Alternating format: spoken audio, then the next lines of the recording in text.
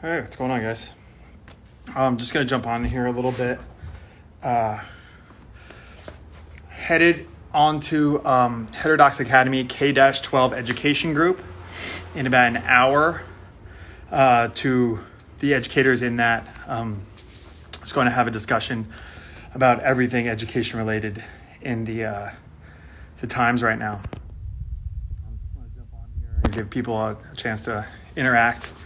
Hope you guys are doing well. I don't know if you saw Barry Weiss of. Oh, here, maybe we can join this. Let's see.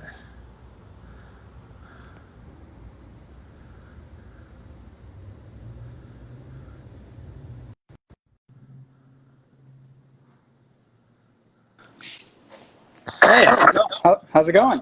Good, man. Good. I didn't get a chance to make like a promo for this or anything like that, but you and I were talking, just saying like, hey, let's jump on a live. Yeah, I mean, we can do a bit now if you wanted to do like a live or longer stream later. That works. Just because I'm working usually during the day, but we can talk a bit now and kind of Yeah, give yeah, like an intro. yeah. Absolutely, absolutely. So, what's your name?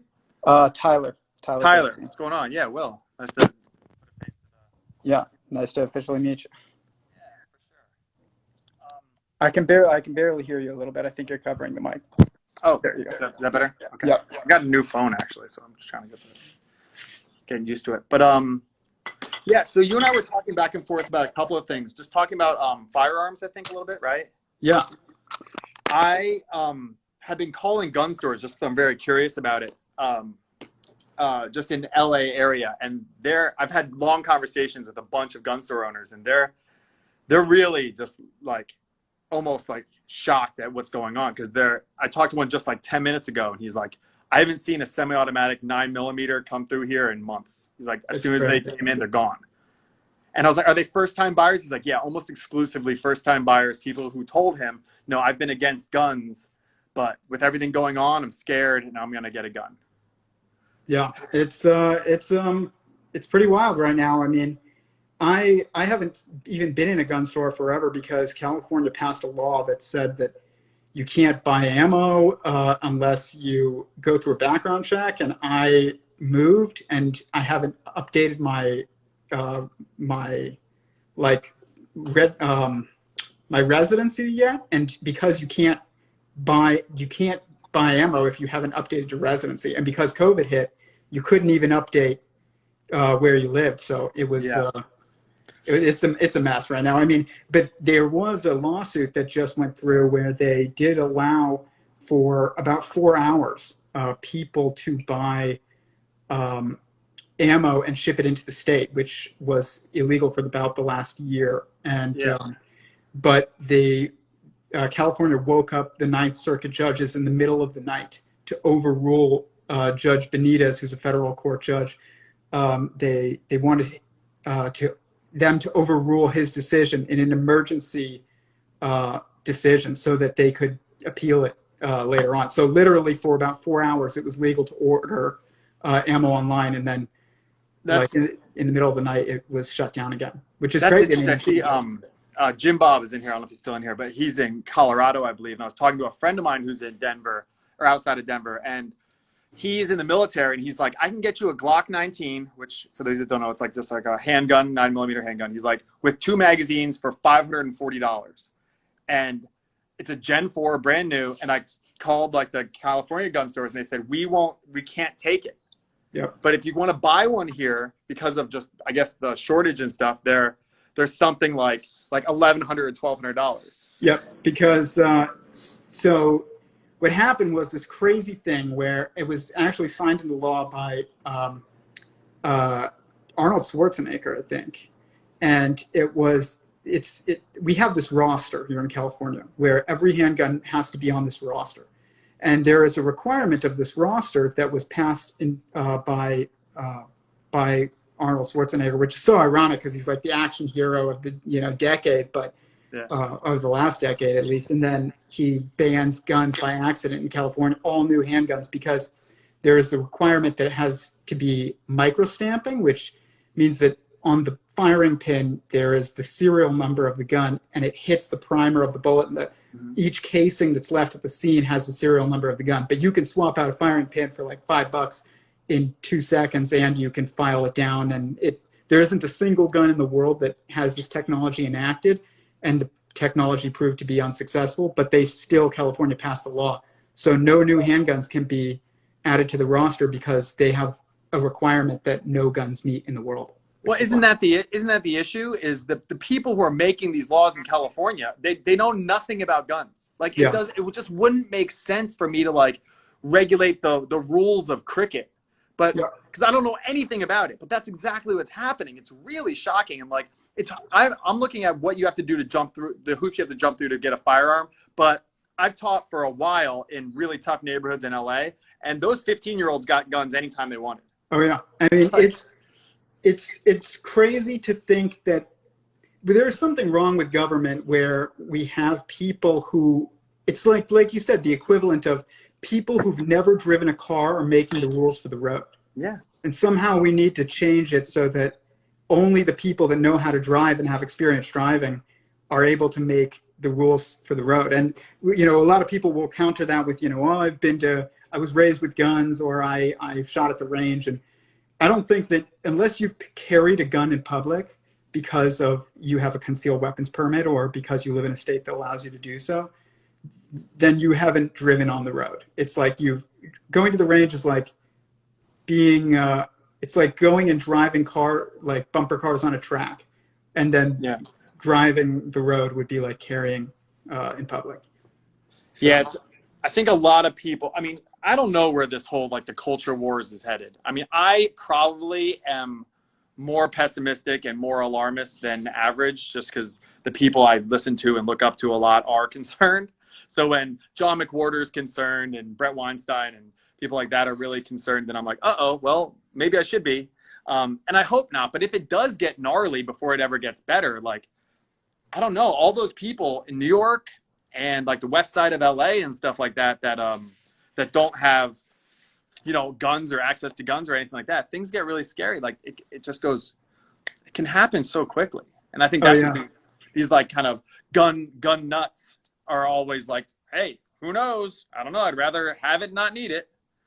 And we forget how fragile society is, I guess. Especially in the cities. I think a lot of people are learning that this year, which is why guns are sold out. Yeah. Yeah. I mean, it's this year really taught us how quickly things can fall apart. And I follow, you know, those guys that you mentioned pretty closely as well. And, you know, I don't know how much our problems in society right now are caused by politics. So I don't know how much they can be solved by politics. I think like we have to start more base level again, which is why I wanted to talk to you at some point about education is like how do we change the culture from the ground up to allow for political change, to be sensible again. Otherwise, I mean, even if, regardless, I think this is necessary, whether the United States splits into a bunch of little, you know, colonies again or not. Yeah, I mean, schools are just, I mean, I've taught regular public school, public charter, private, big, you know, I've taught in Philadelphia, all through LA. Like, I can see like the patterns of what's wrong. It's deeply troubled. And I don't know if you saw James Lindsay on Joe Rogan, but he was saying, when Joe was like, how did this happen? How did the biggest corporations in the world and the people on the street and all in between buy into this kind of crazy, divisive, scary ideology? And he's like, it started in the colleges of education, you know, the College of Education. And I say this over and over and over again. It's not to put him down, but I've had conversations on my podcast with the 2017 and 2018 National Teachers of the Year, 2019 National and they won't talk to me anymore because I gave some pushback. Yeah. And then the 2019 Teacher of the Year blocked me just by asking him questions. And 2020 was talking to me. And then as soon as like her kind of wranglers got a hold of it, then she stopped talking to me too. And it's like, I'm not doing anything. I mean, you see my account. I'm not doing anything that crazy, but for whatever reason, you're not particularly controversial. I mean, I don't think so. You wouldn't. But I guess it's not up to us to decide. Yeah, in education it is, and that's just it is the go-to is that teaching is a political act. That's like the go-to is like teaching is political, and you should be raising activists, and that's just so shocking to me. Like I just don't understand. Like, don't you see that could swing the other way? Yeah, it's it's crazy to me because I have a lot of becoming more and more former friends who are teachers as well, because that's just the community that I grew up in, and my mother was a teacher, and like I'm just surrounded by teachers, and the ones that get it, understand that there's so many problems, and they're willing to talk about it, but they all lose their jobs eventually, or they quit. And the ones who don't all stop talking to me because I have an issue with the school system, and I tend to think that a lot of I tend to be pretty critical of the unions, and how I think essentially they hide behind what they claim is the well-being of the kids, but it's really just job security, and that's fine. You should advocate for your job, but just call it what it is. I just be honest, and I believe you should advocate for your job, but I also believe that you should be honest about how you do it. And but I see the school system. One of the things that COVID showed me is that, like, I think that homeschooling is going to make a big comeback, and I think that essentially when we backed up, and I backed up and looked at the school system more, I realized like parents had outsourced their parenting of their children almost to 40 hours a week to someone else, which is the majority of the time, because you're not parenting when you're sleeping, and at least not from the child's perspective, and you're not parenting on the weekends usually because they're with their friends. So during the week, all your parenting has been outsourced, and it's like they're being trained to be activists. Well, yeah, and Samantha Hedges, who runs the Heterodox Academy education group with me, she has this whole thing where her idea is like, because school is compulsory, then it's almost like you don't have to worry about what happens to your garbage because everyone has garbage collection. Like, you don't have to worry about, like, it takes that burden off of you. And so, like, when it comes to educating, your kid doesn't know how to read, it's the school's fault. The kid, like, you're just you like, so much in our modern world now, we've given up that responsibility for how to get our food or how to get products or whatever it is. And it's like, who's raising our kid too? I think you're spot on. I think it's like, we're going to give this off to someone else, and then it's like, I don't have to worry about it. And so we don't work it into our budgets. So I get that people are struggle for with income, especially now, but I also think that there's a lot of people who don't earn very much money at all that have, Netflix accounts and waste money too. So, like, when school isn't something that you have to prioritize in your budget, then it's like anything else that you don't pay for, you don't work for, anything that's kind of handed to you, you might not appreciate as much as something that you've worked for. Yeah. It's such a multifaceted problem. And, I think that education is, even below education, is like, our life expenses are so high that a lot of people do need to go work during the day. And that often, at least that's the perception, because we're so influenced by culture. Like you said, a lot of people think that they need these, Netflix accounts and stuff like that. And, not all of that is necessary, but there are things that you just end up not being able to see outside your bubble. So it's hard to form a completely alternative form of lifestyle while you're simultaneously surrounded by a united culture. Yeah. But, they need to make some kind of new housing, structure where zoning laws and things like that are changed so that you can kind of build a house as you go, and you don't have to worry about if you lose your job or if you don't work, then you don't lose your house or you don't lose your apartment and things like that. I think that kind of traps everybody into this 9 to 5, going to school, sending your kids to be raised by somebody else, working all day type of just prison in a weird way. But I think COVID's kind of going to break that mold, and it's going to unfortunately also leave a lot of people unemployed. A lot of teachers that I know are pretty concerned about losing their jobs, but it's like, how are you going to send kids back to school during this. I don't know if that's a pretty divisive topic as well, but I wouldn't want to send my kids to the schools, COVID or no COVID at this point. Well, They're I just mean, homeschooling was the biggest faction of like schools, or growing faction of schools before COVID hit. And now it really is. And like, I think that, mentioned about here about doing the coursework and stuff like that. I don't know. I think out of this 2020 craziness, it could be a time where we look back and go, wow, what a great year, because it brought about the necessary changes that were bound to happen, and it just expedited them.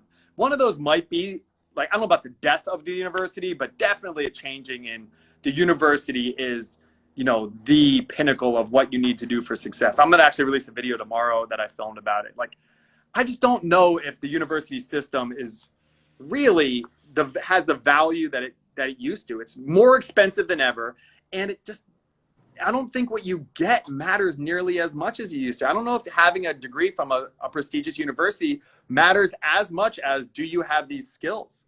Yeah. And you probably know, and I know a lot of people that, someone with like a Princeton degree is just not, I just don't think it's that impressive anymore. Because I've just had so many conversations with people who are just unimpressive with massive, like, ideological and intellectual blind spots that I'm just like, wow, like I'm not that impressed. I just don't think it matters anymore. I don't know how universities are going to come out of this.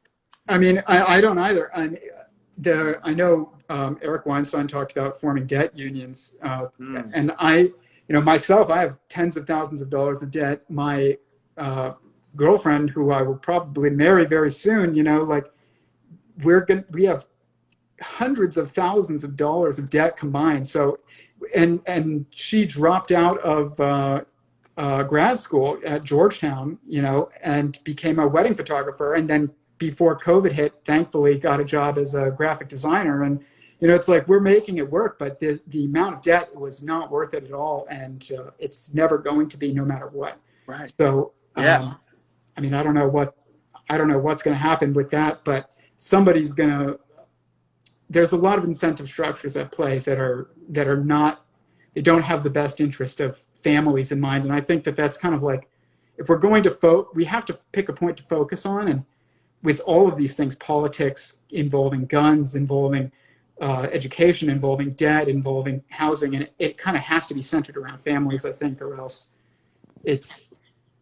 like, what else do you choose? Yeah, there's clearly a crisis of meaning. That's something Chloe Valdary was saying, like, and it's just coming right now just to the forefront, where our communities have to band together, and I don't know, and just all of I'm really pushing hard, as you can see, like, against the divisive nature of all this stuff, whether it's the woke stuff or the political stuff. I go after the people at Turning Point USA and places like that too, because it all just seems very divisive. It seems like a lot of partisan players saying, look at how bad they are, and don't look at what I'm doing that's bad.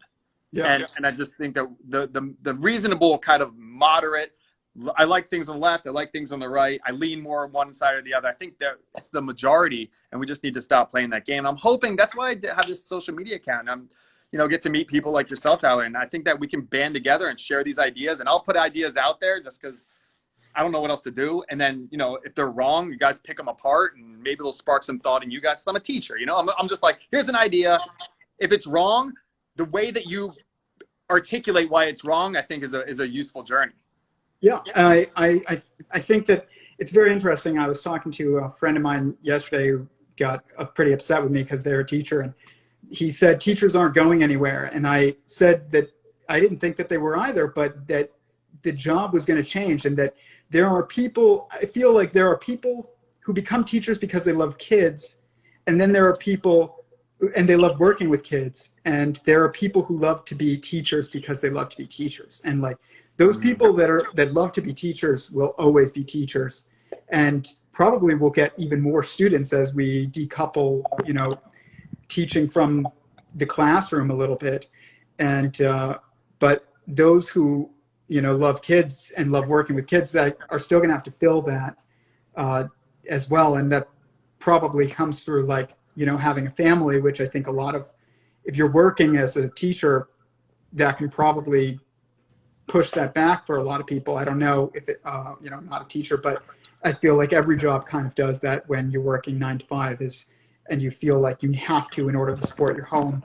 It's like, when do you have the time to take off to have kids? But you know, I do think that we need to kind of like, we do need to change the culture. I don't know how best to do that, because I feel like trying to push and get like a massive movement going of free thinkers ends up failing every time it's tried. And I think that every time it is tried, you know, I saw you were talking about Dave Rubin earlier, and you know, I know Dave Rubin, and like I really like that guy, and I know a lot of people at Turning Point, and I know a lot of people who are leftists, and I I know that these people individually are, you know, quite free thinkers, but as time goes on, incentive structures come into play, and as movements get bigger, once they reach a certain size, people seem to stop thinking.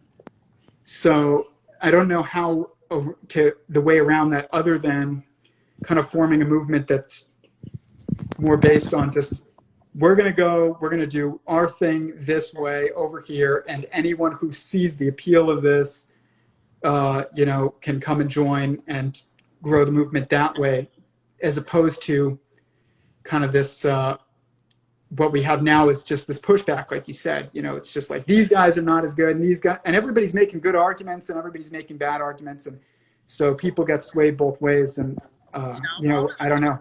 That real quick, the Dave Rubin thing. Someone here said, you know, a teacher talking on social media in Canada and loses their job. I am just in a very specific situation where I don't blame other teachers for not going on and being vocal against this stuff. They reach out to me sometimes silently and say like, oh man, I wish I could, blah, blah, blah. But everyone's situation is different, you know, and I recognize that. Maybe that's a federal involvement. I think education absolutely needs to get more localized, to answer your question, Jeremiah. I think it's the way it's always been.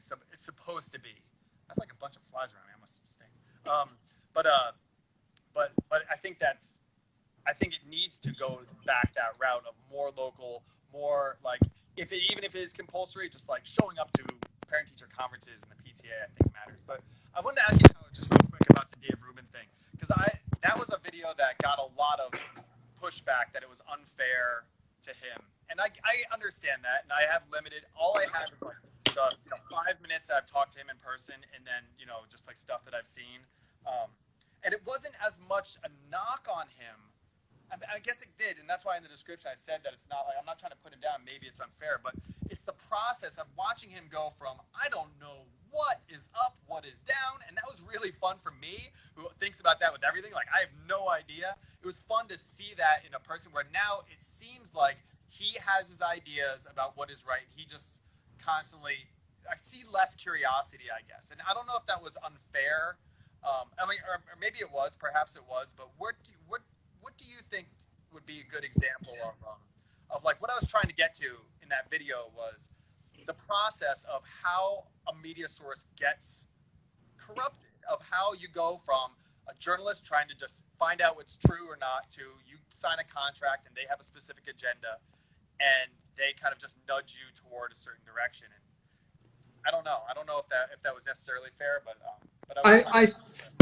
I'm pretty close to this issue with my work, and just seeing all the media sources that I see. And, you know, I think that it's almost impossible to remain in the center. It's because the process of thinking cannot always be, I don't know what's up and down. It's the goal is to discover what's up and down. Yeah. And so it kind of necessitates in a way that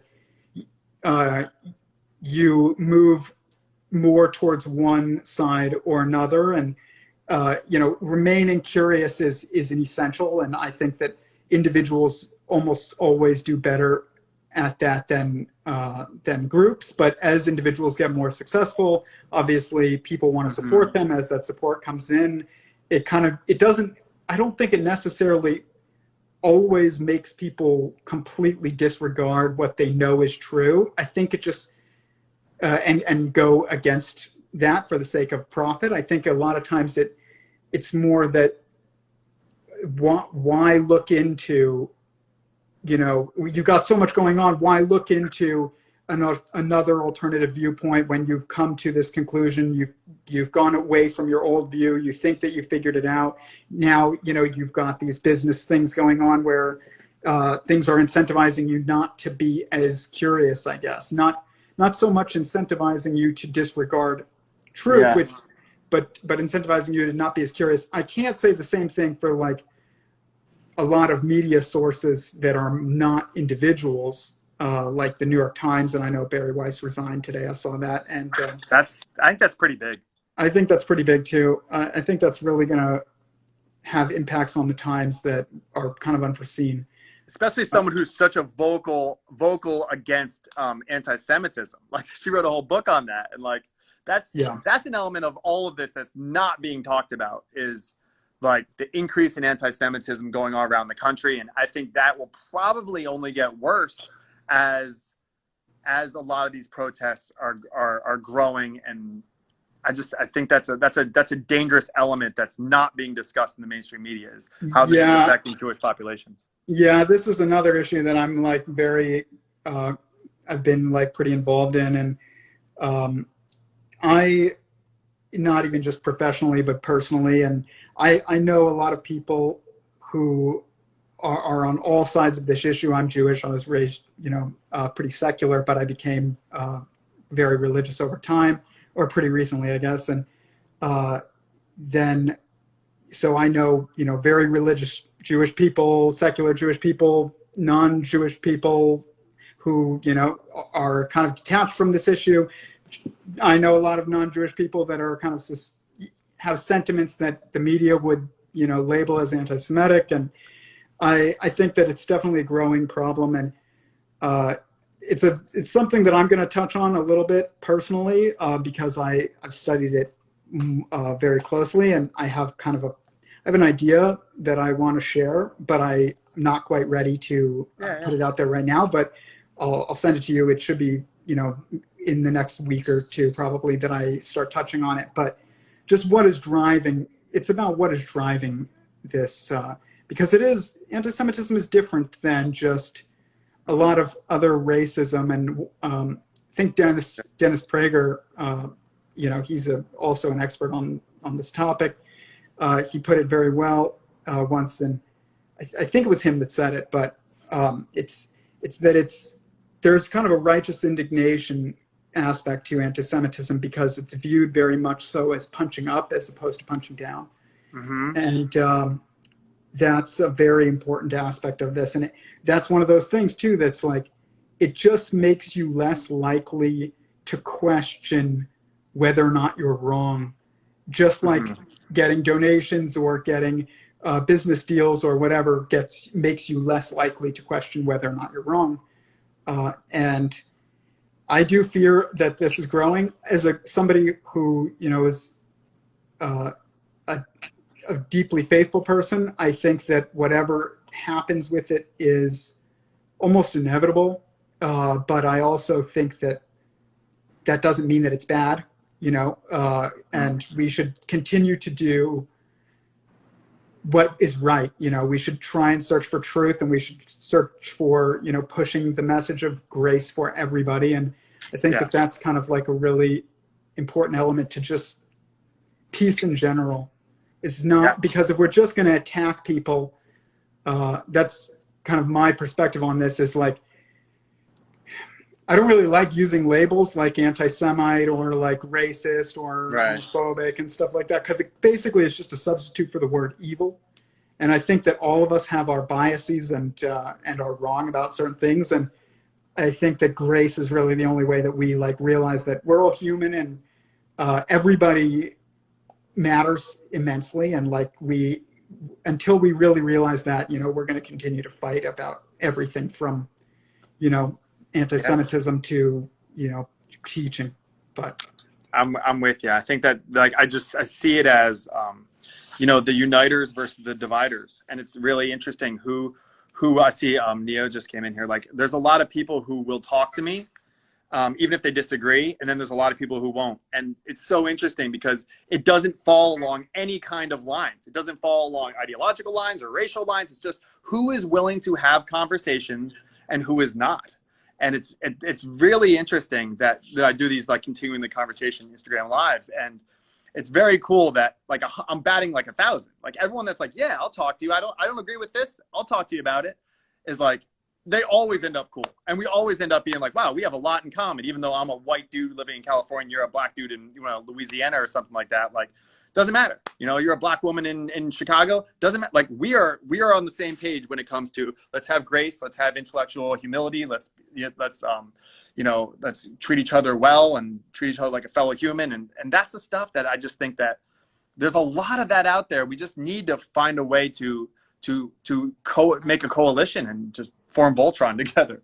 Yeah, I think a lot of the issue with this a lot of times is like we all want to see, or not we all, but there's the individual mind, which is capable of, rationality and decision making, and then there is like the masses, and the masses is, in religion, the masses is called the beast, and it's like, there's multiple aspects to that, but that's part of it, is that it's just this animalistic nature of the mob, and that they all want to see a debate, but a debate doesn't give people grace.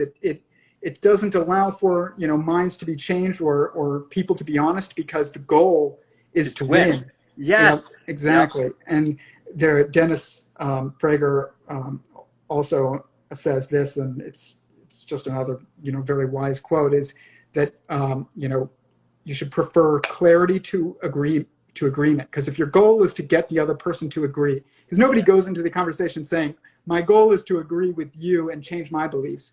Everybody goes into it as my goal is to change your beliefs to agree with me. Right. And you have to go into it with, I want to understand this person's perspective.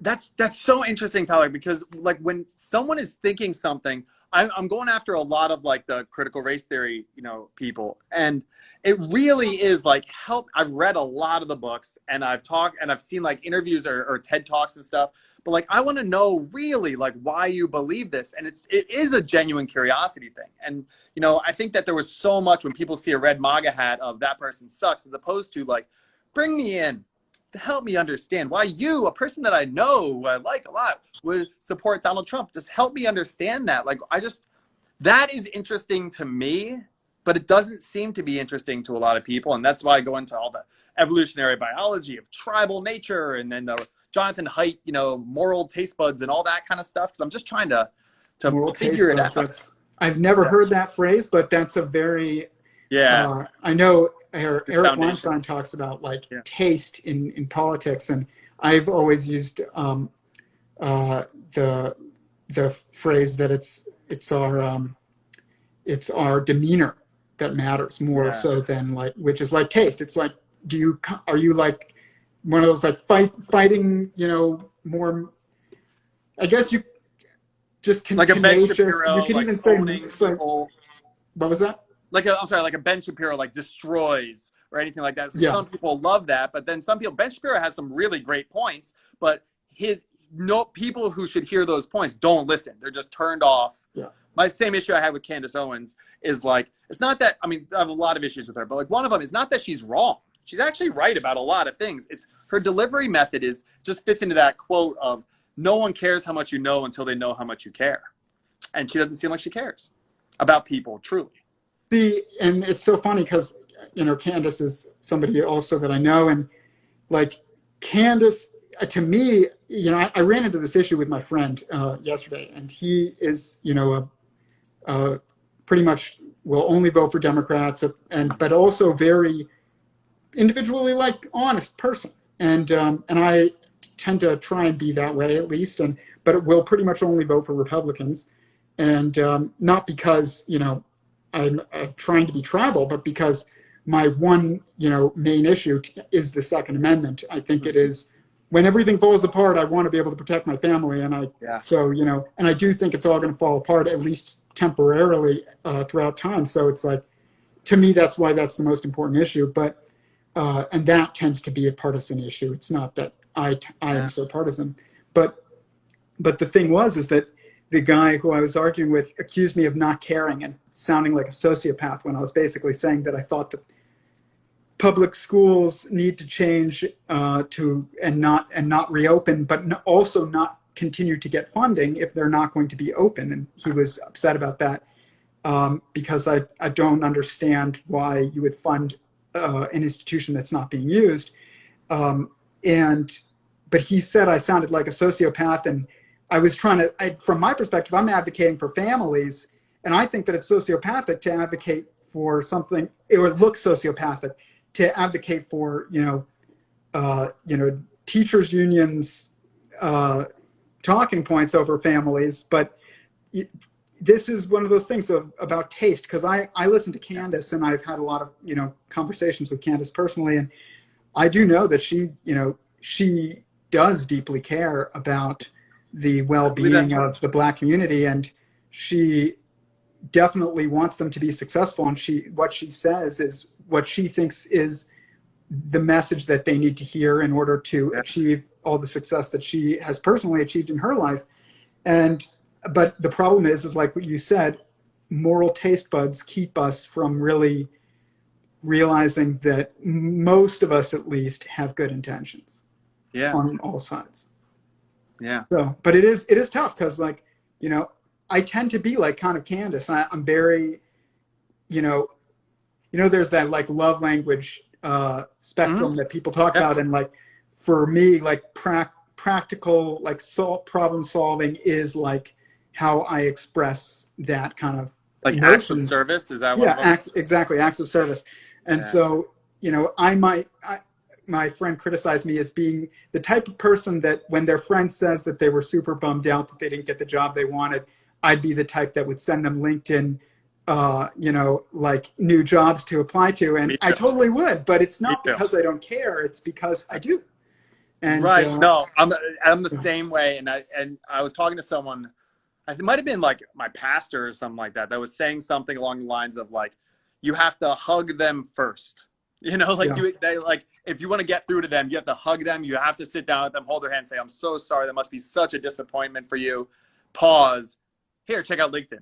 And I think probably you and I go to the point of like, let's just solve this problem. You're struggling. I want to end this hurt for you as soon as possible. So let's problem solve. Yeah. Yeah, exactly. And I see that very much in a lot of people on the right who tend to lean right, tend to have that kind of demeanor of like, okay, this is a problem. This is how I think, this is what I think the problem is. Like, let's solve it. And unfortunately, that means that you're doing this wrong and you got to change. And whereas the left is, the type that's trying to hug constantly, but doesn't seem to move beyond that to solving the problem. Whereas the right is not hugging, but it's trying to solve the problem. Yeah, we need both of them. And that's what we're trying to do. So yeah, thanks for jumping on, man. We'll hopefully do this again and keep in touch. Yeah, this was great. So whenever you want, we can definitely jump on this. Cool. All right, man. All right. Thank you. And thank you guys for tuning in. Yeah, take care.